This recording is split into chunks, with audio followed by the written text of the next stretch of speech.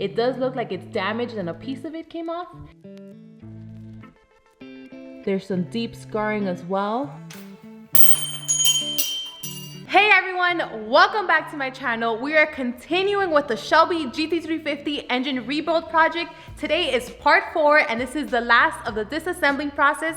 Now a lot of you were extremely knowledgeable and helpful in part 3, but I'm pretty sure that today I will also have many questions for you, so hopefully you guys can be helpful. Now before we get started with today's video, I did want to go over a few things that many of you commented in part 3. Since there's so many comments, I can't get to each and every single one of you, so I just thought I'd address them before we get started today. The first thing is in regards to all those comments that I wasn't able to remove the crank pulley because I left the crank pulley bolt on. No. I'll show you right here a screenshot where it shows in the service manual that you're just supposed to unthread it to have enough clearance so there's no pressure against the crank pulley. My mistake was just using the wrong jaw puller, which I'll go ahead and show you right now. This is the first jaw puller that I used. So it's similar to the one in that picture, it's just a lot bigger, so incorrect sizing. This doesn't even fit behind these spokes because it's too big. Now, some of you did suggest that I flip it and I use it the shorter way. So it's flipped, but it's still too big and it doesn't fit. So that's why I decided, okay, well, let me try it another way. And I decided to try it here on the outside. Clearly this is wrong because this is not how it shows on the diagram. This is the second jaw puller that I used. As you can see, it's a lot similar to the one in the diagram and it's very similar in size. Now, I unthreaded the bolt just to give it enough clearance, and this one does fit behind the spokes. The only issue that I was having with this is that this bolt started bending. I showed this in part 3 in that video and I'm showing it to you again so you can see how it's bent a little bit. That's when I decided to go back on YouTube and just look on videos, and I found someone that was working on a Coyote engine and he was trying to remove the crank pulley as well. He was having the same issue with this bending, so and he suggested to remove the crank pulley bolts, to use a 1/2 inch to 3/4 adapter as a spacer with the smaller jaw puller, and then I was able to remove it. Second were all of those comments in regards to the order to remove the head bolts as well as the camshaft bearing bolts. First, there's nowhere in the service manual where it states the order to loosen them. So I went to the assembly part and I followed the order to tightening them. That was completely my mistake. It just never occurred to me just because I didn't know to follow the reversal order. But now I know from now on, I will follow that order. But there were also many of you that did tell me that since I am removing this and the engine is cold, there's no harm done, but just to make sure that I use the correct process from now on, which I'll make sure to do. Enough with the delays. Let's get started with disassembling the rest of the short block. So we'll start off by removing this crank sensor, this plate, then moving our way to the front, we'll go ahead and remove this oil pump. Once we're done removing all of those parts, we're going to flip the engine, remove the bearings, the pistons, the crankshaft, and then we'll just assess the rest of the block for any more damage. Then after that, we'll go ahead and disassemble the heads.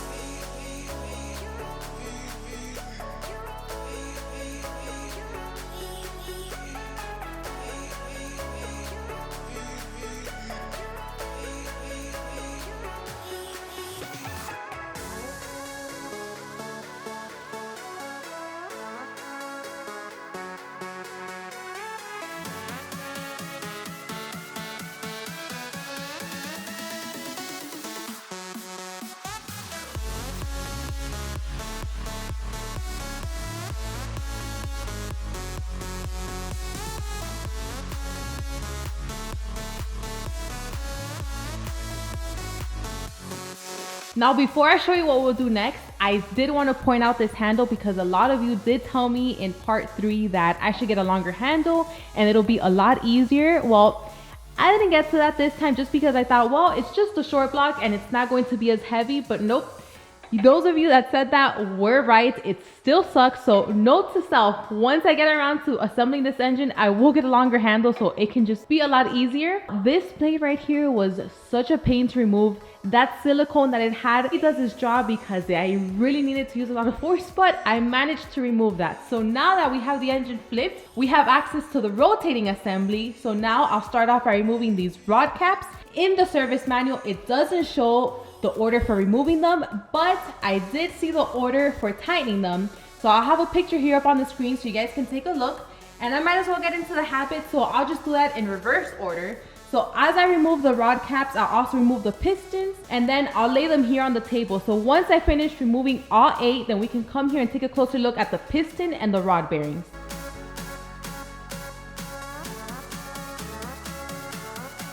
So these bolts for these rod caps remind me of the head bolts. They're giving me so much issues. They're not as hard as the head bolts, but they're pretty hard on there. So I'll just use my cheater bar and that way I think that'll just be a lot easier. But something that I did want to ask you is, well, I guess this is a bad example because I already loosened that bolt a little bit, but I'm not sure if you guys can see and hear that play.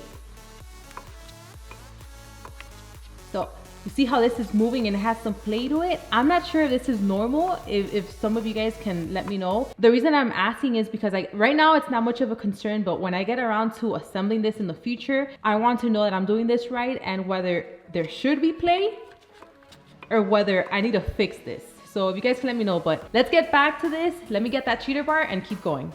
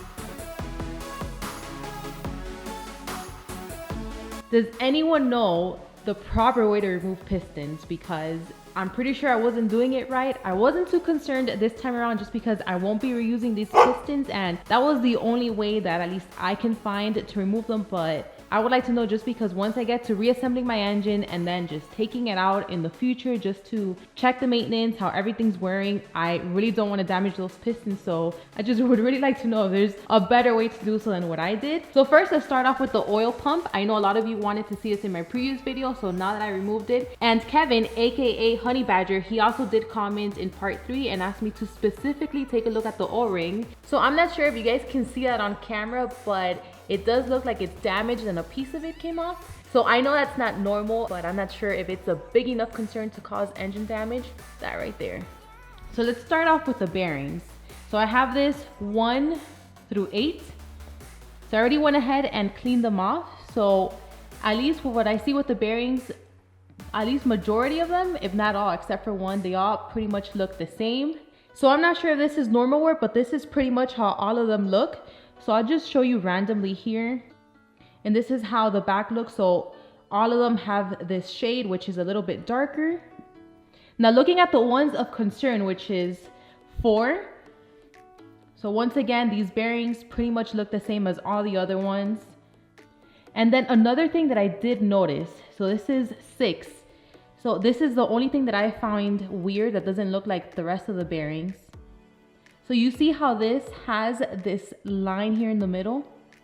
That's something that I don't see the other bearings have. So this is something different.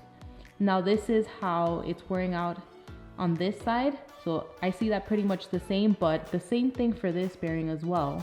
It has that line. So this is weird. None of the other ones have this except 6.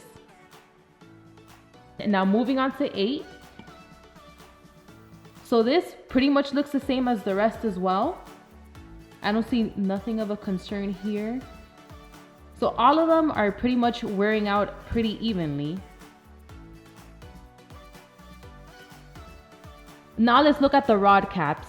So they all pretty much look very similar, which to me, looks normal, but I don't know. They all look the same. And then let's see, 4, which is one of our concerns, but it looks the same as the others. And then 6, which is the one with the weird bearings, with the line in the bearings. That looks the same, and so does 8.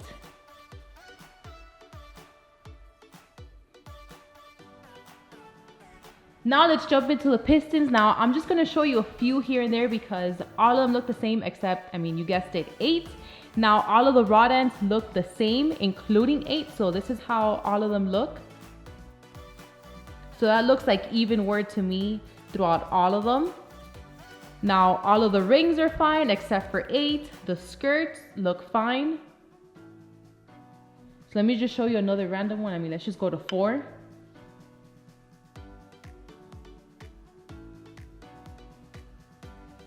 The rod end looks pretty much the same as 1. So let's just jump to 8. So this is not a surprise to you guys. I know a lot of you did guess this correctly. So we see that the piston ring is broken. There's a part of it that's missing. And also the ring land, some pieces broke off of it. Now, where did these pieces go? I'm not sure. We'll have to just keep looking as we keep disassembling the engine. But this is how it looks. So look at this skirt as well. This is completely different from the rest of the piston skirts, but it's only this side, which makes sense because this is where the damage is. Now if we flip it this way, this looks like the same on all the other pistons. So it's this side. Now I already know that most of you are going to say that this is tune related, but I mean, I'm not sure because when I started having issues with the car was when I first tracked it in the dead of summer. So I know that it's a heat related issue, but I mean, that's as far as I know. I'm not really sure what else could cause that or if there was something else. Now let's move to the last part of the disassemble of the short block. So we need to start off by removing the main bearing caps. Now, once again, the service manual doesn't show the order for removing, but they do show the order for tightening. So I'll just work in reverse. I know that these are going to be a pain just by looking at the torque specs and the degrees. So let's see. So once I remove that, then we'll remove the crankshaft and we're done with the short block.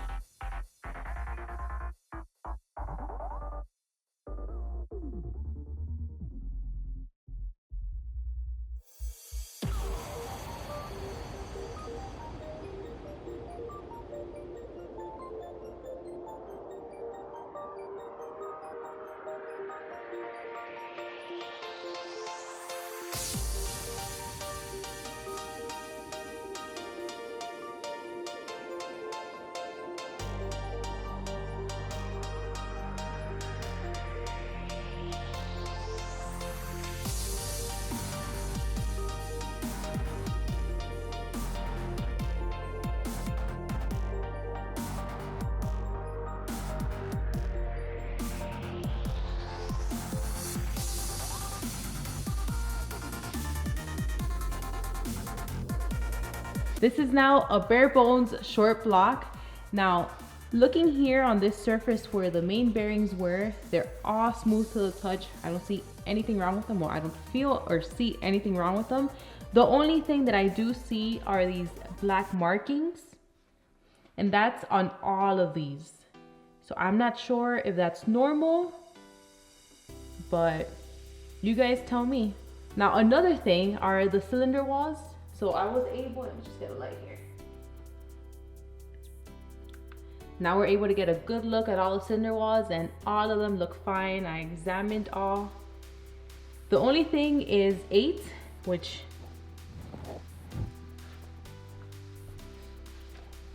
so we move here to this side, we can see that there's more scoring towards the bottom, and this is very, very deep.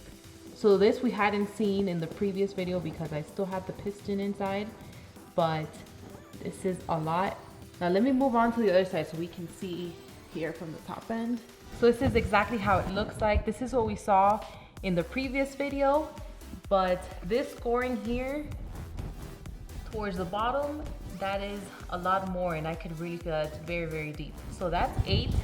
Now, all of them pretty much look very, very similar. So the only thing that I see is this brown coloring here, so I don't know if that's normal either. But that's what that looks like. Another thing that I did see, I think it was this one. So you see that kind of like a black ring all around the cylinder wall. Now it's smooth, I can't feel anything. The only thing is that marking, that it's like a black ring. And I think I saw it somewhere else here as well. So it has that black ring. Once again, it's smooth. The only thing is that I can see it. And there's nothing else except for the black rings and then that brown discoloration that I showed you guys. So you tell me what you think that is, if that's normal, if that's anything that I should be concerned about. But the only problem that I feel, at least, and that I clearly you can see, is with cylinder 8. Now here we have the main bearings, and they all look exactly like this, very similar. So this is the wear. I can tell that they're pretty worn, but that's exactly how they all look. So I'm not sure if this is good wear, if that's normal for 5,000 miles on this engine, but that's how they are. Let me just show you another one so you can see that it looks very similar. This is it. The only thing I see more wear towards the outside rather than the inside, and that's on all of them. Now, as far as the main caps, they all look the same. This is the wear that they're showing. So I don't know if that's normal, but they all look the same. Show you another one. But this is it.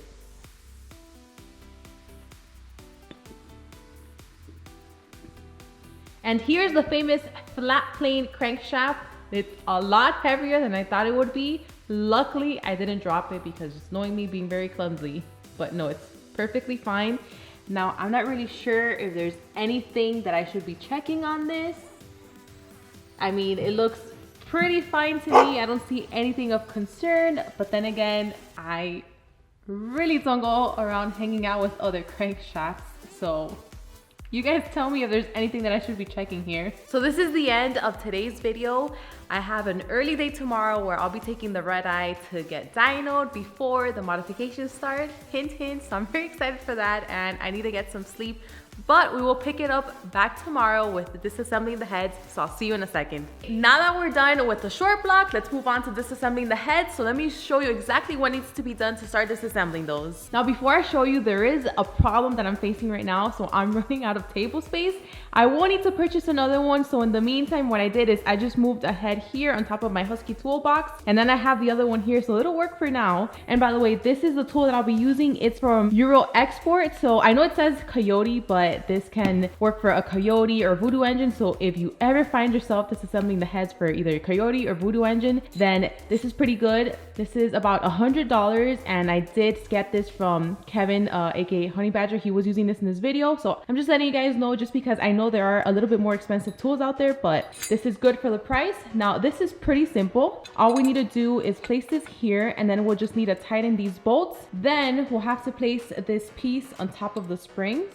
And then we'll get this bolt. We'll just compress the spring all the way down. Then that way, once it's compressed, it'll expose the keepers. Then I can remove those. Then I can decompress the spring, and then I'll be able to remove the retainer and the spring. So I'll go ahead and do that for all of them. Once I'm done, then we can go ahead, turn the head to the side, and then remove the valve. So seems pretty simple. So let's get to it.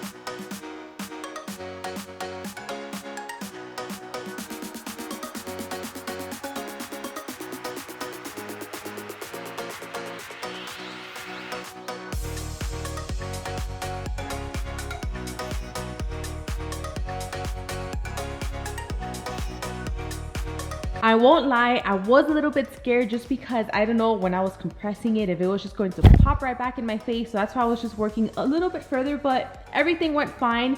As soon as I compressed it, then I was able to have access to the keepers. So then I just removed them with this magnet. So here they are. And then once I decompressed it, I was able to remove the retainer and the spring. Now we can see the valve seal. I won't remove that just yet. I'll just wait until I'm done. And then once I flip this to the side, I'll just remove it that way. So next, I think I'll just go ahead and remove the lashes. I do see plenty of people that they put the lashes in like a cup with oil. So I guess I'll just go ahead and do the same. So now let's continue with the rest. Just to be on the safe side, I will be putting some glasses on just because you never know, anything can happen. So let's continue.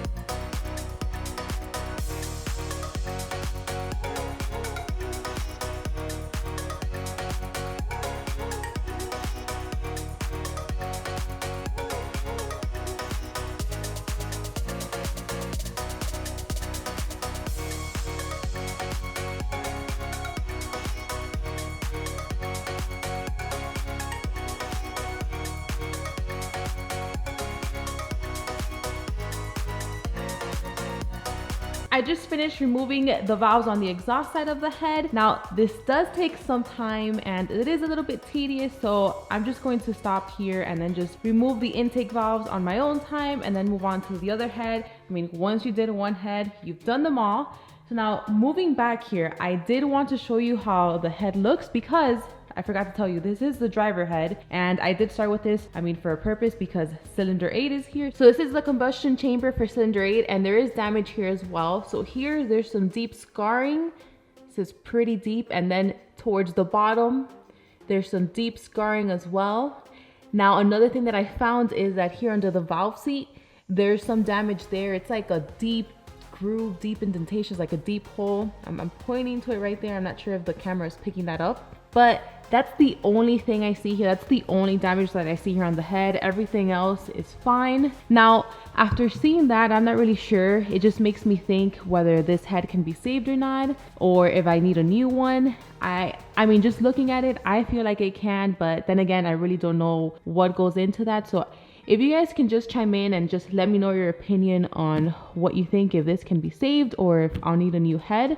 Now, we take a look at the top of the valves on the intake side. I do see that salt and pepper that I spoke about in my last video in part 3. So I do see that on top of these. That's the only thing that I see here on the intake side for those valves. I'm not really too concerned, to be honest, with the valves, just because I don't plan on reusing these. I plan on replacing them all. So my concern is not that. My concern is just the head, on whether it can be saved or not. So now, visually seeing them, you can see that these pretty much look the same. But once we move to cylinder 8, these are just completely charred, black, just burnt. They look like they took a beating. I did go over them and there's really no damage, at least that I can find. There's nothing.